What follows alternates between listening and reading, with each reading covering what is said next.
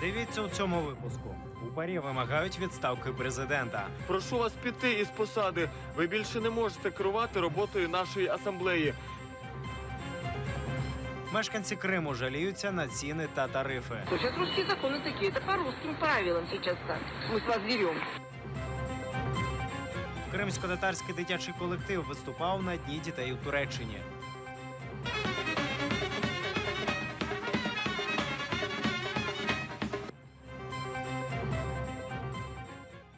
Доброго вечора. Час новин на телеканалі АТР, 24 квітня, 1152-й день анексії Криму. Студія Скандер Меметов.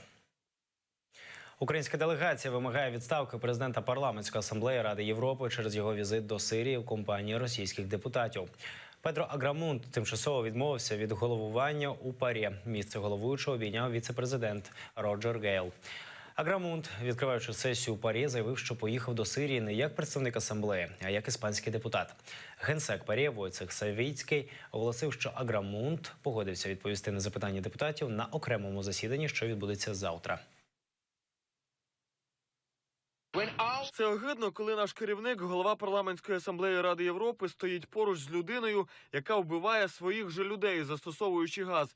І тепер ми чуємо якісь дитячі пояснення. Я шокований. Для цього візиту використовувався російський військовий літак.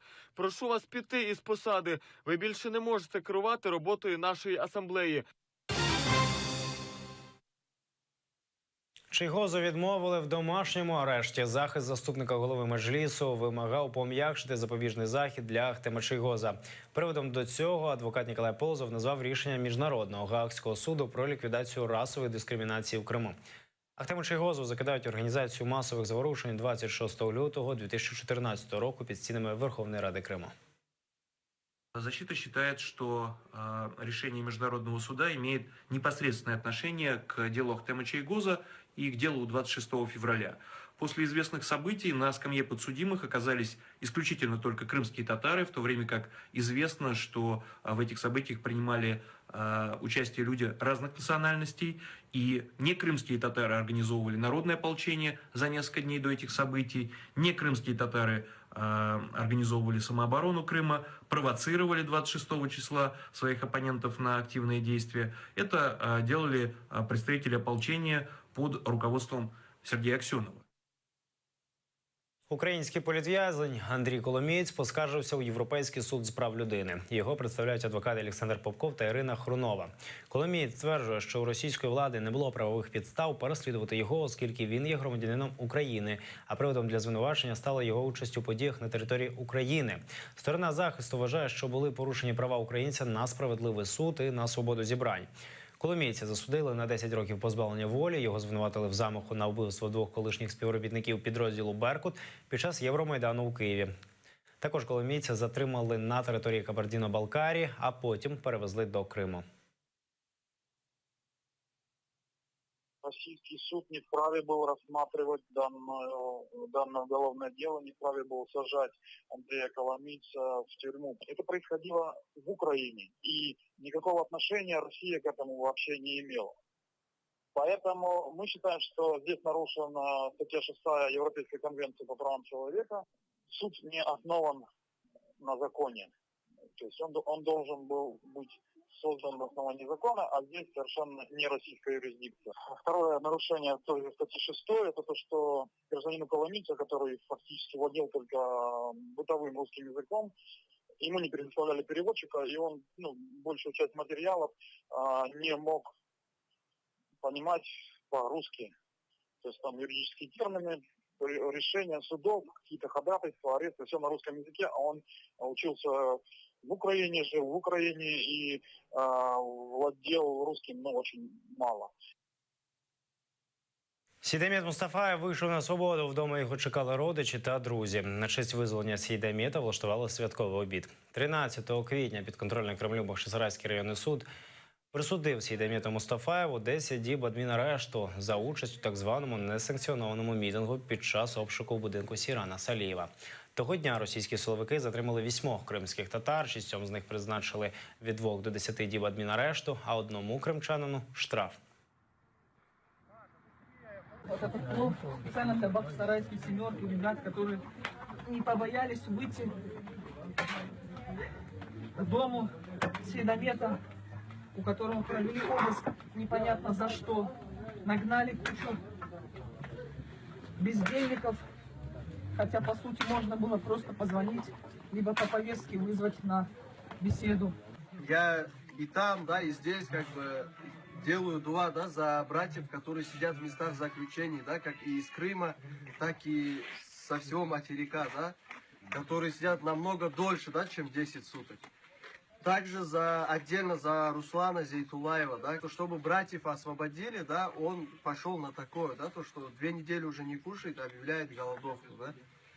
Пусть Аллах тоже будет им доволен, и пусть Аллах всех братьев, которые находятся там на данный момент, да, в скорейшем времени вернет к своим семьям, иншаллах. Я за Росію глотку драла, а жити стало гірше. Мешканка Феодосії розповіла про те, що незадоволена життям в окупованому Криму. За її словами, комунальні виросли, ціни на харчі виросли, роботи нема. А тієї пенсії, яку вона раніше вважала великою, тепер не вистачає. Вот мы сейчас будем платить 14 рублей за метр квадратный. Я должна была заплатить 1200 за квартиру. То есть коммунальные все поднимаются сейчас? Ну, коммунальные, да, уже поднялись. А продукты питания, как в Феодосии? Тоже очень дорого. Да. Все дорого. Работа У нас, есть в Феодосии? Ну, не знаю, я вообще нет, нет. А у нас ничего, у нас ни один завод не запустили. Куда ни пойди, а что вы хотите? Здесь войны не было, а что? Сейчас русские законы такие, это по русским правилам сейчас так. Мы с вас берем. Російській співачці Лоліті Мілявській заборонили в'їзд в Україну на 3 роки. Учора в пункті пропуску Конотоп під час перевірки документів пасажирів потяга Москва-Київ російській співачці Лоліті не дозволили пересуватися Україною.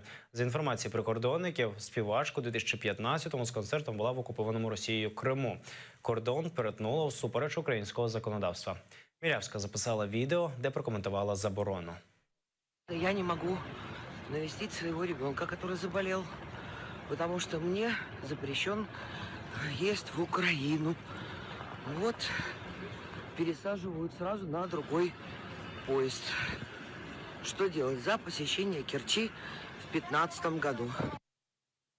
Під час додаткової співбесіди з нею вона підтвердила, що дійсно відвідувала Крим через закриті пункти пропуску. Відповідно, чинне законодавство дозволяє нам прийняти відповідні правові рішення, а саме не пропускати таких громадян іноземців на територію України і забороняти їм в'їзд на тривалий термін. Поки вона чекала зворотнього потягу, то, звичайно, пройшло декілька годин. Відповідно, зворотнім потягом вона повернулася назад до Російської Федерації. Екс-суддю Миколу Чауса готують до екстрадиції в Україну. Про це розповів глава спеціалізованої антикорупційної прокуратури України Назар Холодницький. Він повідомив, що за інформацією колег з Молдови, цього тижня суд розгляне їхню апеляцію на запобіжний захід у вигляді домашнього арешту і видачу українським правоохоронцям. Глава НАБУ Артем Ситник розповів, що суддя Дніпровського райсуду відмовився співпрацювати з детективами. Микола Чаус підозрюється у хабарництві на суму $150 тисяч. Гроші він зберігав в скляних банках. Детектив антикорупційного бюро їздив в Молдову для його допиту. Однак Чаус співпрацювати з детективом відмовився.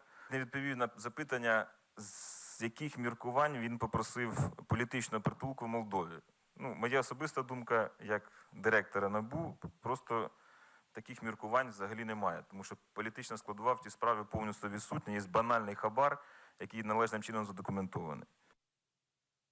На території окупованої Луганщини підірвали автомобіль спеціалізованої моніторингової місії ОБСЄ. Один з членів місії загинув, 2 доставлено до лікарні для подальшого обстеження. Пізніше стало відомо, що загиблий медичний працівник Сполучених Штатів Америки, а поранення дістали громадяни Німеччини та Чехії. Голова спеціальної моніторингової місії ОБСЄ в Україні Ертурул Апакан заявляє, що попри підрив машини, місія й далі виконуватиме свої повноваження і вимагає притягнення винних до відповідальності.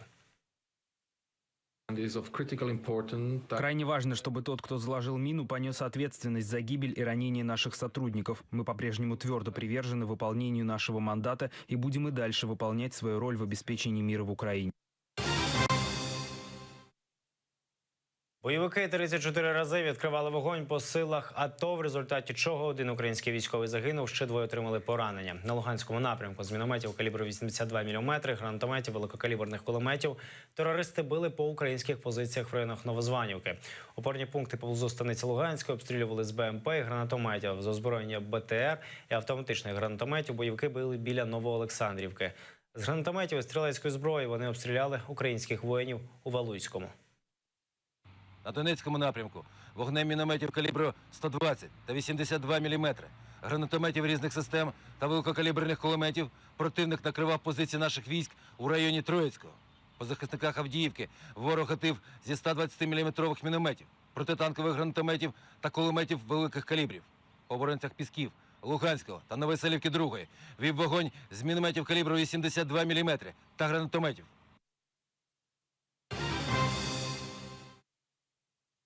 Могеріні відвідала Москву. Верховна представниця Євросоюзу з питань зовнішньої політики і політики безпеки Федеріка Могеріні здійснила свій перший офіційний візит до Москви. На зустрічі з головою МЗС Росії Сергієм Лавровим Могеріні обговорила, зокрема, ситуацію в Україні і Сирії.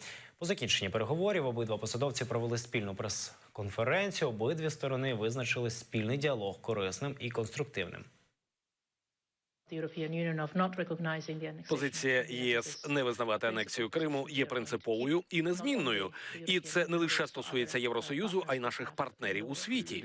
Ми поділяємо подібний підхід, що доступ гуманітарної допомоги до Сирії мусить поліпшитись. Ми покладаємось на роботу Росії у процесі, започаткованому на мирних переговорах в Астані. Ми також обговорили наші погляди щодо того, як досягти політичного врегулювання війни у Сирии.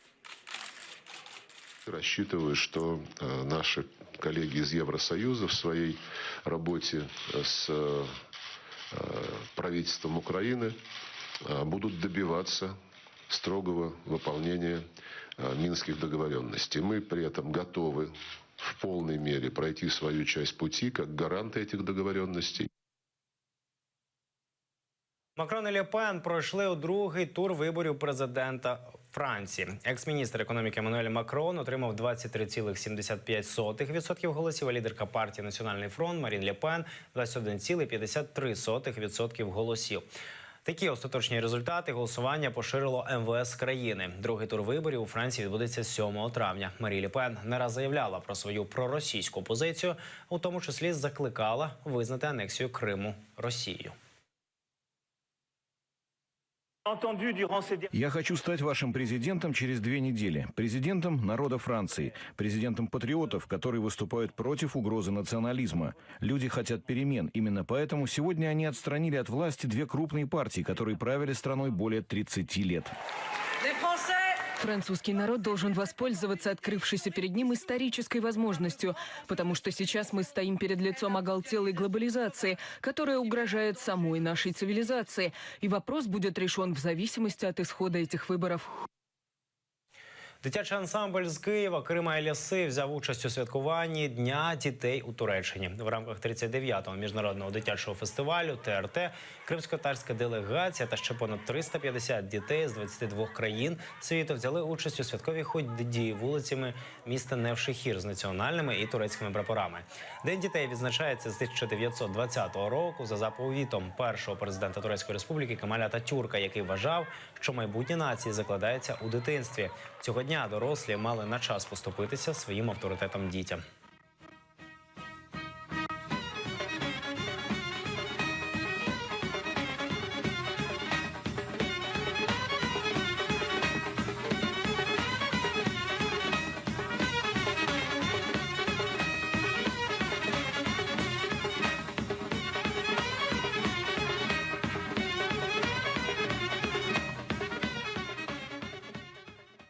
Це всі новини на цю годину. Дивіться наступний випуск «Заман кримсько-татарської з Жевкеном Намдулаєвим» за 45 хвилин. Ефір продовжує програма «Бугун». Осман Пашаєв та Оксана Денисова говоритимуть з українським актором та режисером Віктором Андрієнко про державну підтримку кінематографії. Будьте з ТР. Гарного вечора.